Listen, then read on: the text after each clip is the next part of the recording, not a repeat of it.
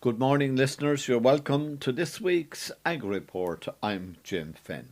Later on, my guests this week are Liam Cahill, who was the guest speaker at the IFA AGM in South Tipperary, TJ Marr, who is the IFA's National Animal Health Committee Chair, and Adam Woods from the Irish Farmers Journal. My first guest this morning is Danielle Ryan. We're going to be discussing soil sampling. Good morning, Danielle, and thanks very much for joining us. Good morning, Jim. Thanks for having me on. Why would a farmer need to sample their soil? So soil sampling is the good starting point for nutrient management. Soil samples are needed to determine the soil nutrient level. So the field by field results show the pH, the lime requirement, phosphorus and potassium available in the soil, which then allows farmers to apply the correct amount of fertiliser, lime and manure to maximise crop growth while avoiding waste and environmental pollution. And obviously with the cost of fertiliser, no one wants to be spreading excess amounts on the fields that don't require it. So soil sample results let you target then your slurry and your farmyard manure to the low phosphorus and potassium fields. So these are the fields that are indexed 1 and 2. When you put out slurry and farmyard manure in these fields, you'd get quite a good response from it compared to putting it out on like an index 4 that's already high in phosphorus. A farmer would also need soil sampling for the irrigation application, and for some schemes like acres, you need soil sampling as well. If a farmer wants to know then their nitrogen and phosphorus allowance, they will need soil samples for their nutrient management plan to give these allowances. Soil samples then, they'd be valid for 4 years. So any samples taken before the 15th of September 2022, they won't be valid now for 2026. So you'll need new ones. Talking then about needing a new one, is this a good time of the year to take samples? Yeah, so this time of year now would be a good time of year to be taking your soil samples, because ideally you'd wait until 3 to 6 months after the phosphorus and potassium application and 2 years after lime to take your soil samples. So December and January would be a good time to take them, because then your results will be back in time for the spring for your nutrient management plan and getting your allowances. So if your samples are back then for the spring, we'll be able to do a plan and we'll be able to get you your allowances, and you will be able then to buy the correct amount of fertiliser while staying within your limit. So, but the only thing is to remember is an important change did come in since the 15th of September this year. So every soil sample report now must include the GPS coordinates or the correct LPIS parcel number. So if multiple small fields are combined into one soil sample, each and every field needs its georeference or LPIS number added against that sample. So if you're getting your samples taken through a service, say like the FRS or cooperatives or private soil samplers, they'll have the mapping software to get this georeference. But for somebody doing it themselves, they can get the LPIS number from their BISMAP, or they can get the GPS coordinates by dropping a pin on Google Maps, and the coordinates will come up and you just take them down. So reports then missing these georeference or the LPIS numbers, they'll be automatically assigned index 4 for phosphorus, meaning you won't get an allowance on that field. So it's very important for farmers who are taking soil samples themselves that they are aware of this and they do put in the georeference with their soil samples, because nobody wants to take samples now, not put in the georeference, and then next year you want to use those soil samples for a nutrient management plan or the irrigation application, and you won't get any phosphorus allowance because everything will be defaulted to Index 4. So it's very important that farmers are aware of this change. Okay, and of course it's very important if the farmer only does soil sampling once every 4 years. So Yeah, you'll be caught on phosphates for 4 years. you will. Yeah, or you'll have to get a new set of soil samples taken again. Okay. Yeah. Then, how does the farmer go about sampling then? He can get people in, or he can do it himself? Yeah, so the farmer can take the soil samples themselves, or they can get it done through a service like I've mentioned, the FRS, or through cooperatives. They do soil sampling as well, and there's plenty of private soil samplers around. So there's plenty of services there for people that they don't have to take it themselves if they don't want to, because it is quite time consuming. If a farmer is doing it himself, though, they should sample every 2 to 4 hectares. You need to take at least 20 cores to about 10 centimetre depth with a soil core, and then they should walk in a W pattern in the field. It gives a good range of the fields then with your samples. And then again, ideally you need to wait kind of 3 to 6 months after applying P and K, and kind of 2 years after lime, just so then your soil samples are accurate and you're giving true results. So again, this time of year now, January, February, that's all a good time to get them done and sent off, and they should be back then in time.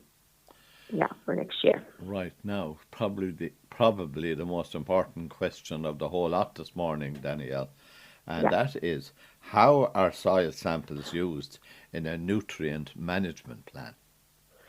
Yeah, so firstly, a nutrient management plan, for anyone who doesn't know, it's a plan that provides the maximum chemical nitrogen and phosphorus on the farm. It's a plan for managing nutrient applications across the farm.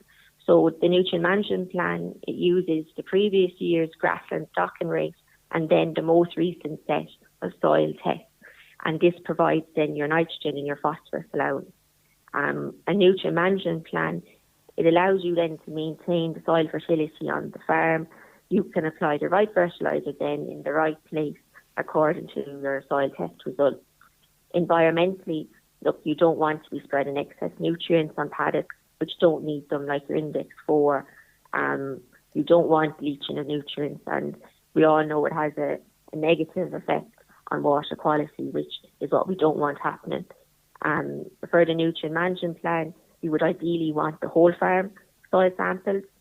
If you don't, the fields with no soil samples, they'll be defaulted then to your Index 4 and you won't get an allowance on them. Your soil samples, again, look, they're valid for 4 years, so you'd want to be getting soil samples taken every 4 years at least. But you can get them taken sooner. Look, some people like to get them every 2 years, and you can do that, but it's 4 years at least you'd want to be getting them taken. I'd highly recommend anyone who doesn't have their soil samples taken or know that they are expiring next year, that they organise to get them done over the next few weeks and speak with their advisor about a nutrient management plan for 2026. It's really important to know your nitrogen and your phosphorus allowances, because farms that exceed their allowances risk penalties then on their farm payments, and nobody wants that to happen to them.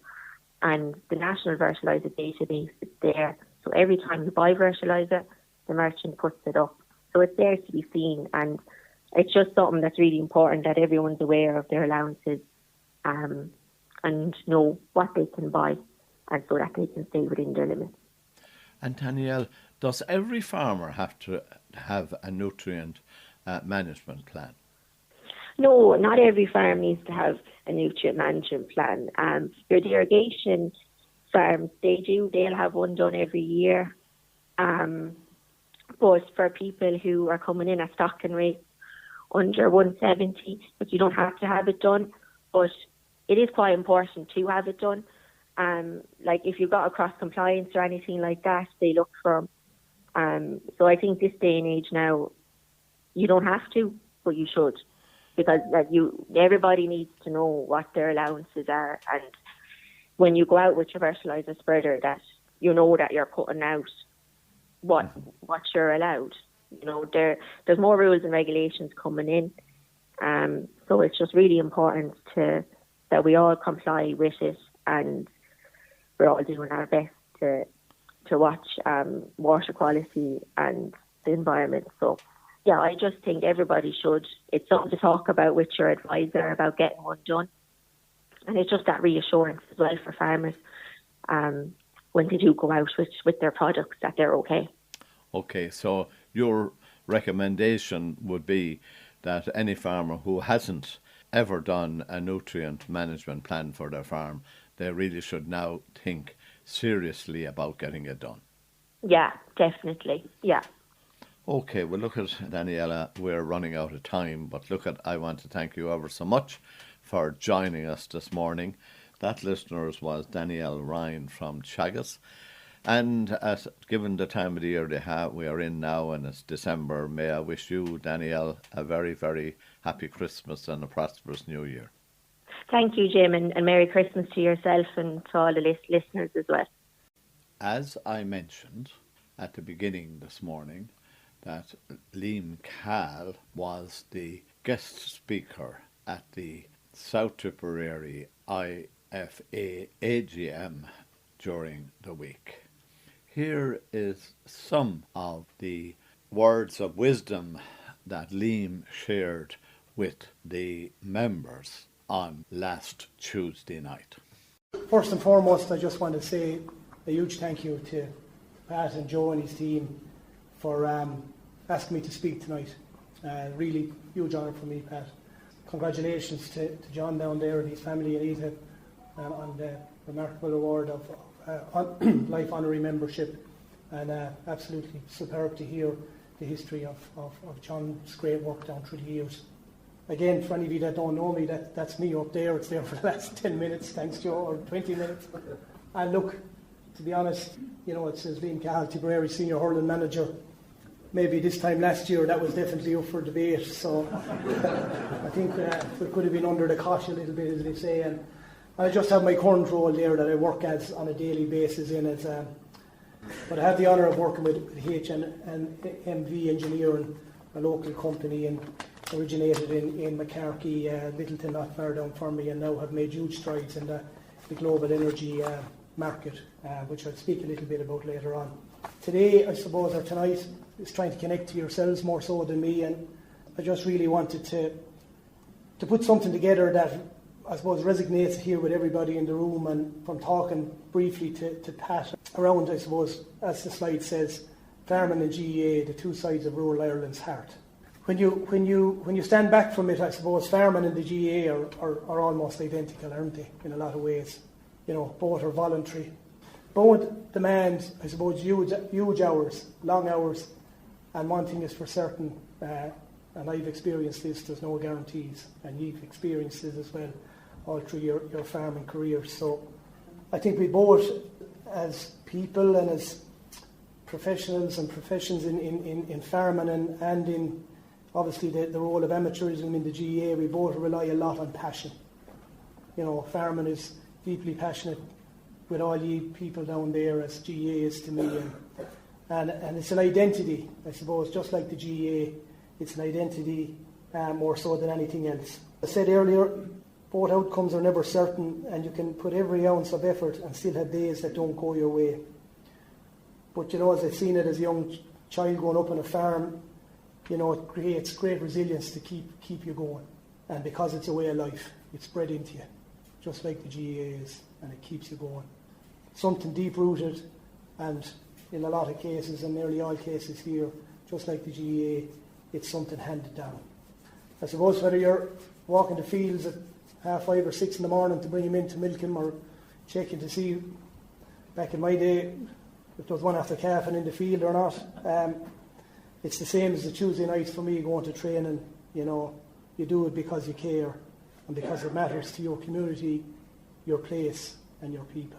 So when Pat and I sat down to talk, there's the connections I felt from speaking to Pat and his passion for the association of the IFA and farming in general across the board, across all sectors. I thought it was a connection that married well with the GEA. just in my own story there, that's again my life, I suppose, but I'm a farmer's son from Ballingarry in South Tipperary. You see a few of my local men down there that were bouncing, and some of you want to fix up the bounds there. Fencing is fairly bad. There's a few after breaking in down the road. Anyway, I'm very proud to be from Ballingarry and very proud to be from South Tipperary and here with the IFA, the Farming of South Tipperary group. Married to Emer with 4 kids. I have from 7 to 18-year-olds, 2 boys, 2 girls. I'm very fortunate to play hurling at every level for Tipperary. Obviously, I've played for Tipperary on the back of my club, Ballingarry, that gave me the opportunity to do it. And for me, I suppose, from a managerial point of view, it's something that's in the aftermath of the All-Ireland. I haven't ever really thought about it until after the All-Ireland.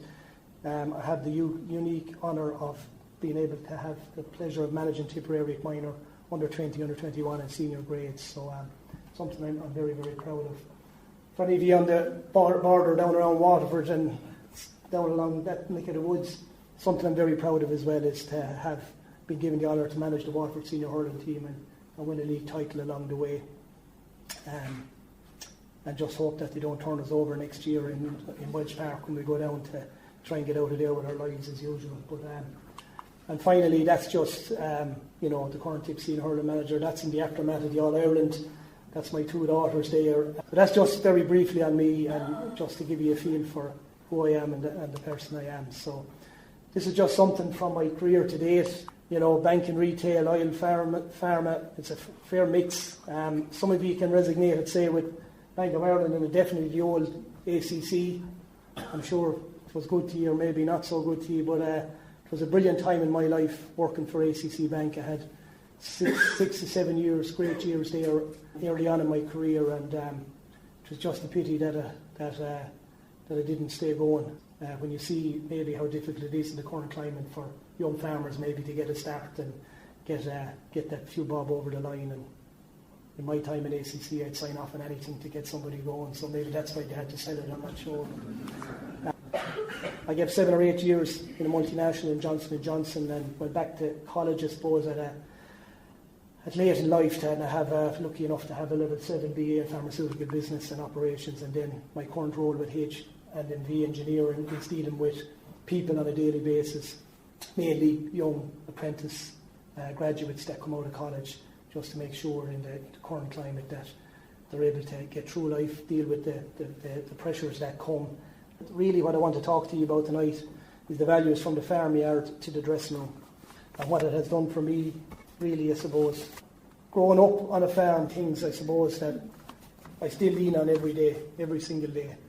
You show up, you finish what you start, you respect everyone, you don't expect praise, and you lead by examples. These are the values that are gold when working with young players today.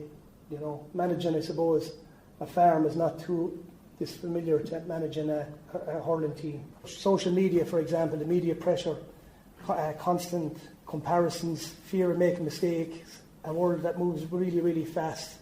And I suppose fewer young people staying rooted in rural Ireland is a major concern for every club and I suppose in every parish. It's how do we keep our youth engaged, I suppose, is really what I'm trying to say to you guys here.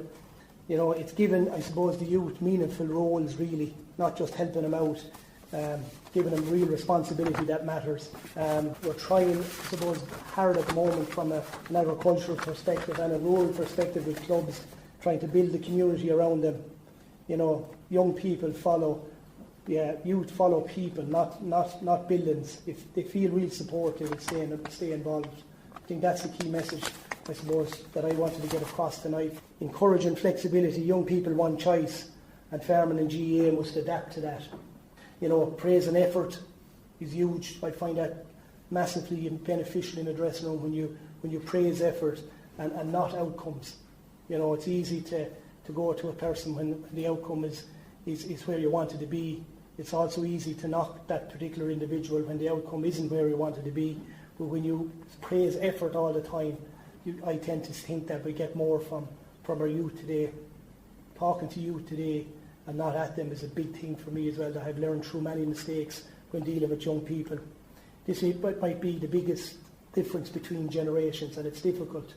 You know, if you're on a farm and the youth of today or your son or daughter isn't embracing the thing, you know, it is a difficult place to be, and it's probably the biggest difference, I suppose, between generations is trying to adapt to the few things that I said earlier in trying to encourage our youth to stay involved. When young people feel heard, I think they want to commit. You know, they do commit. When they feel heard and respected, they commit.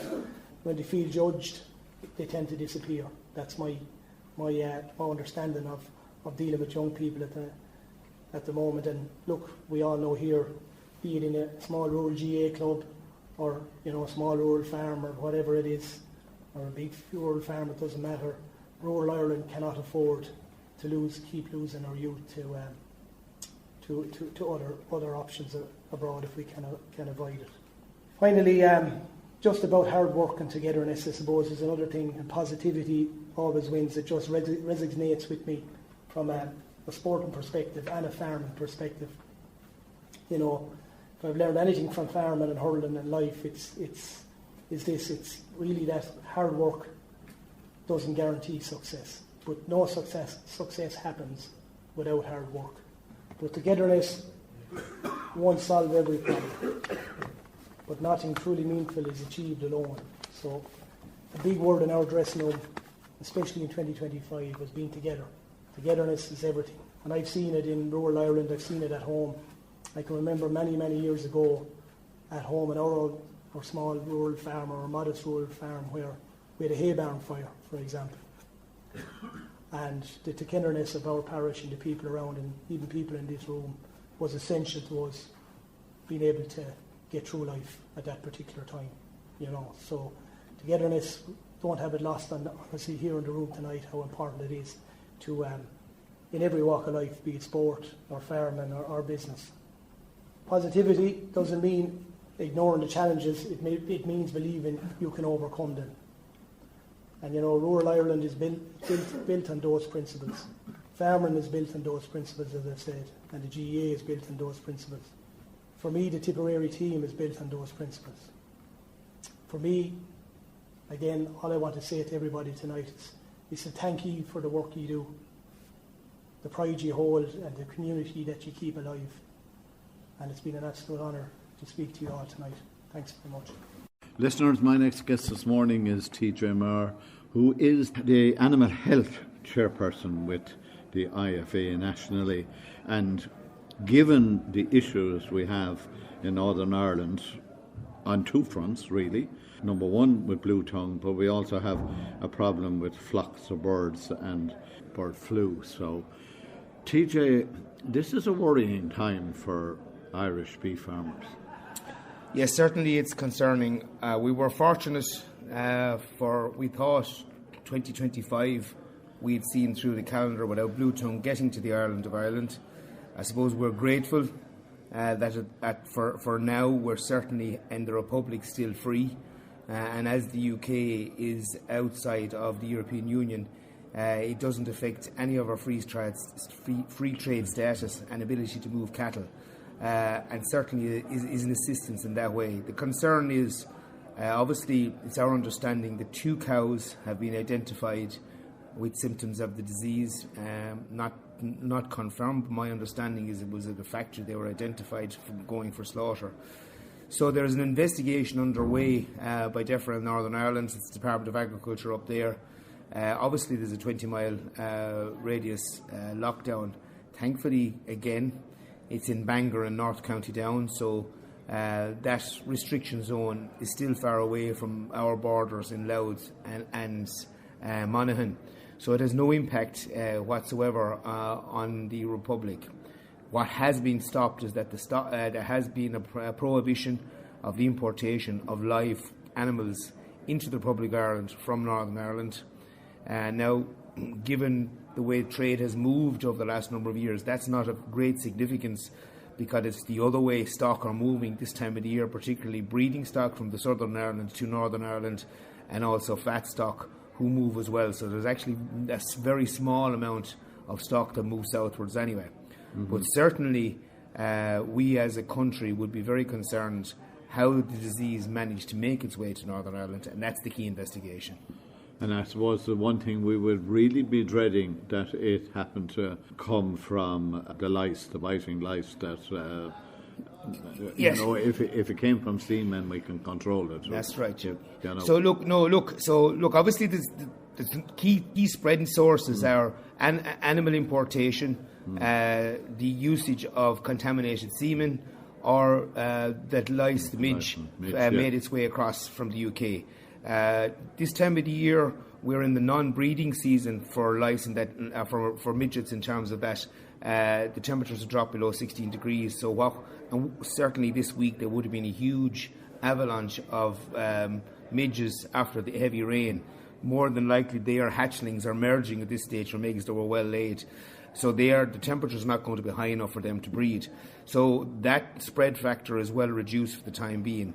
The key risk, of course, is that it would overwinter in Northern Ireland, and that certainly is the challenge that's going to be for Northern Ireland authorities to ensure that their surveillance now identifies any other sources, because obviously if cattle are infected and remain infected, they would be possible hosts for midges to bite on at the moment and possibly spread locally.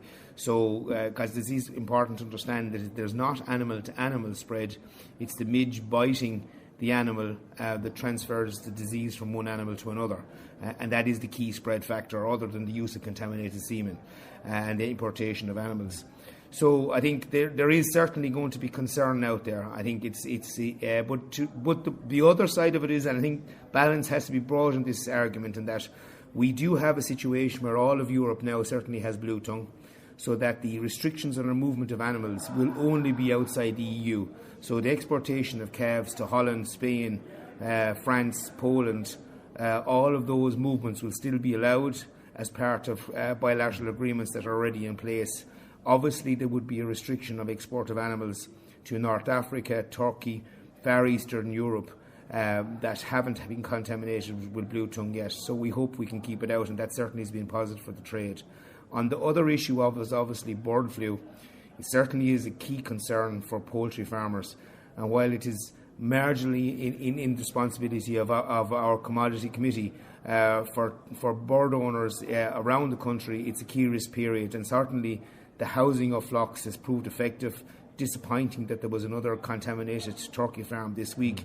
You would certainly feel for farmers whose year is built around the Christmas season in losing their income, and certainly support will be needed for those farmers. Right. Now, the last time you and I were talking, we were talking about the pending new regulations with regard to tuberculosis. Now, and as the person representing farmers and animal health, are you happy with the proposals that have come from the government and the Department of Ag? Well, the first thing is you're correct in that they're pending, and the second thing is they're still pending, because the officials haven't got around to meeting us to iron out the difficulties that are there with some of the proposals. So I would say an opening statement, and I have said this before, is that many of the very draconian measures that were originally proposed have been removed from these proposals. The cuts to farmers' compensation, the blacklisting of farmers' herds through herd categorisation has been removed. There are issues that are going to make life difficult. So we were in favour of increased pre-movement testing, but they have moved this into the suckler cow area. This is going to affect the movement of breeding stock, and farmers are going to be far more conscious of how they do that. There is going to be a requirement for farmers to do more testing, to get out of it, to have a fully clear herd, because there will be more check tests. Some animals will be restricted to their herds if they have a high risk breakdown, and that's only 3 or more animals. That for dairy cows, herds over 80. So some farmers are going to be impacted quite significantly. And our key issue around these things is that individual farmers cannot be expected to take the load to protect the rest of us without more financial support. And this is really where we're getting to at this stage. Absolutely, as an organisation, as a farmer personally who have had TB, have dealt with people who have suffered with TB, we want to rid the country of this disease.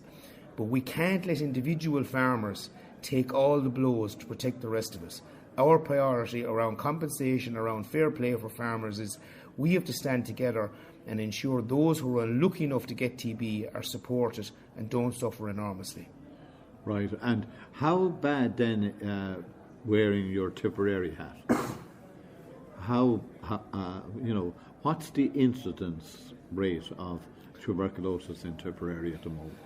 So Tipperary in the two halves, the DVO it still divides us into two halves. So nationally, thankfully, the incidence of TB has gone under 6%. So we have dropped below last year where we were the previous 12 months, which is positive. South Tipperary has continued to be below the national average. North Tipperary, which was considerably above the national average at over 8.5% at one stage last year, is improving considerably.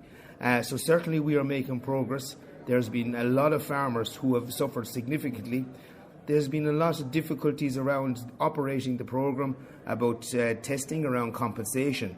I think we've made a lot of progress. I think in fairness to the DVO and Tipperary, many farmers would be unhappy, but I think they're generally doing a good job to try and support farmers. We've had significant issues around delayed in payments nationally, which has frustrated farmers.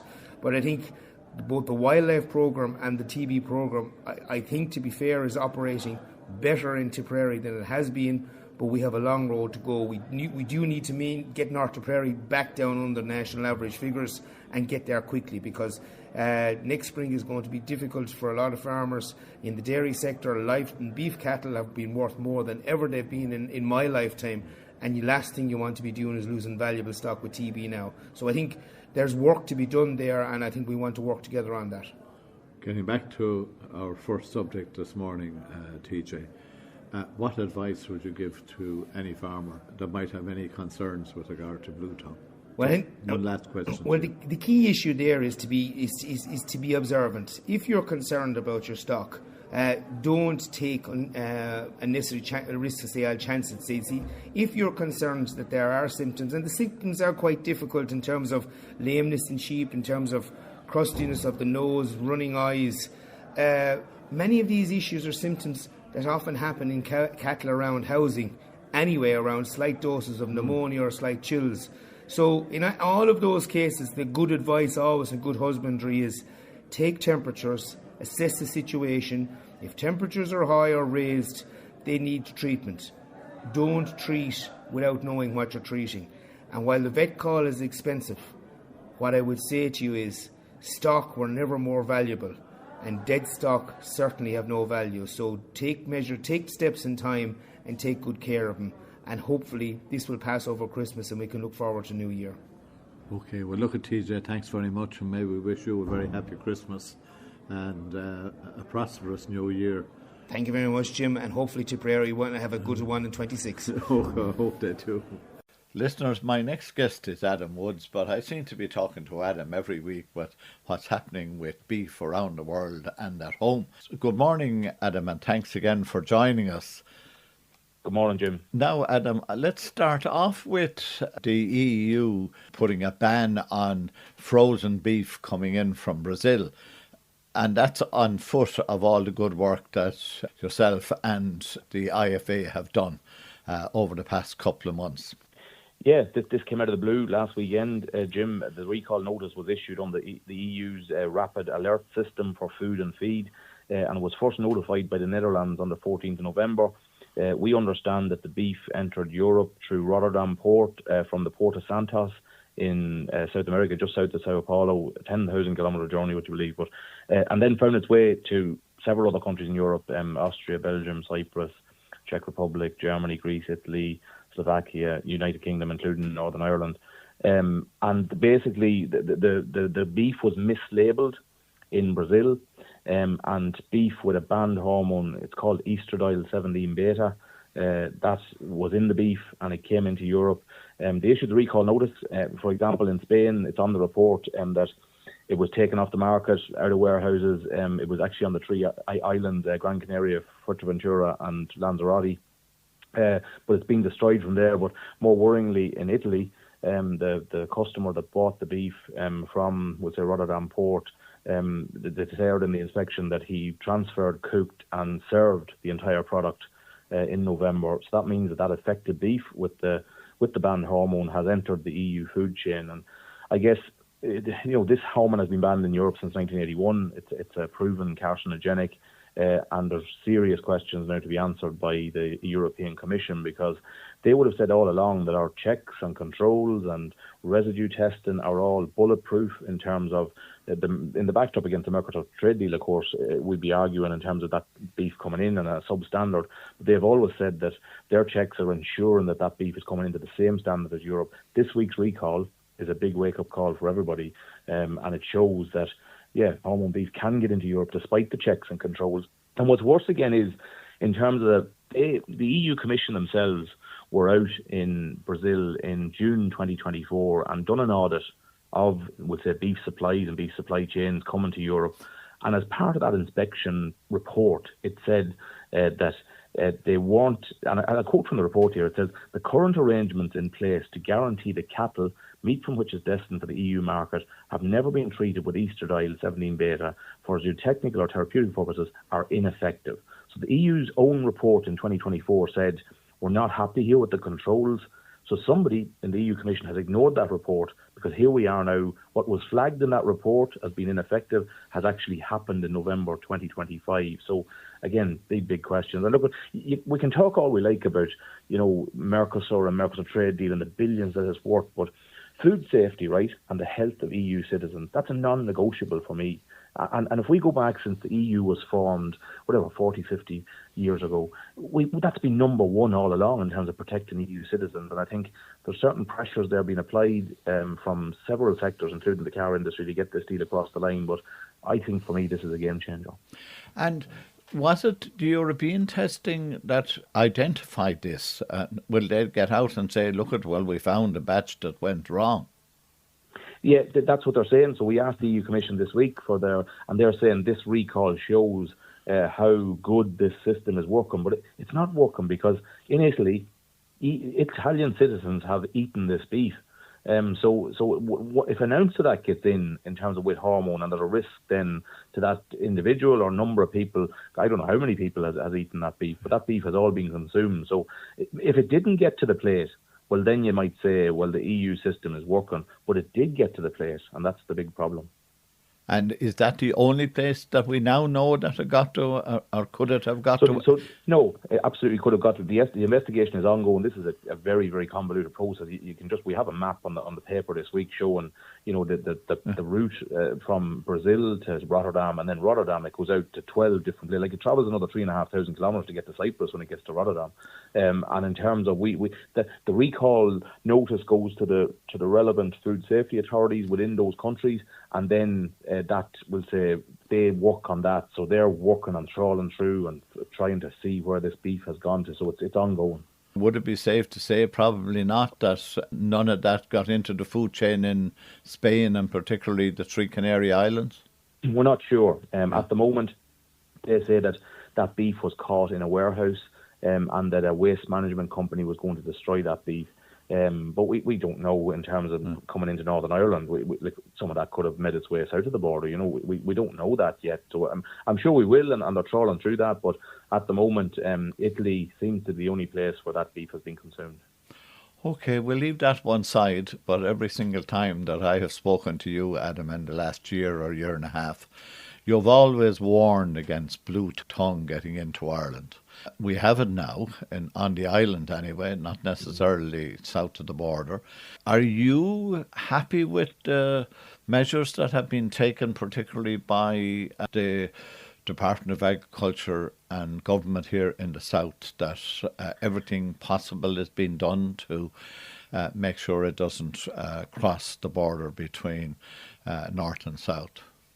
I think we are. It's so much different from, like, if we think back to our last sort of major disease was foot and mouth, maybe in 2001, and we could put in place, controls and checks on the borders in terms of disinfecting vehicles and restricting animal movements. But this isn't a person to person, or it isn't an animal to animal disease in terms of transfer, and it's a midge, and midges don't observe borders, or they don't observe disinfection posts either. So it's really, really difficult to make sure that this doesn't come in, and I guess the Department can only do their best as regards warning farmers about importing animals. Do you really need to import them? I don't think we can ban them in terms of a free market across Europe, but really a question at the moment anyway. I would say importing animals from Europe. Maybe there could be a better quarantine piece done there as well as some centre set up that those animals go into if they have to come in. Very disappointing to see the 2 cases in Northern Ireland. Look at our thoughts go out to those farmers. I was just talking last night about it at an event saying, can you imagine being that farmer and the worry and the torment that's going through that farm? And maybe sometimes we forget about that and we think about ourselves and how bad it would be to come south. But really they have it. And I guess that 20-kilometre zone as well, they're going through testing at the moment. And, a TB test is pretty tormenting in terms of looking for lumps. But you can imagine how worried they are up there. So hopefully it would be contained. I guess if there was a good time to get blue tongue, it's maybe December in terms of temperatures, and look at just frost now at night. That will hopefully negate midge activity or leave it very, very low. But look, I think the writing's on the wall here, Jim, and I hate to say that, but the fact that we have it on the island now, it's going to be very, very difficult to keep it out, we'll say, will come springtime or summertime when temperatures increase again. The one solace to all that is Owen Ryan. He spoke to us this week in the paper about what will happen if it does come in, and he's more confident as regards exports.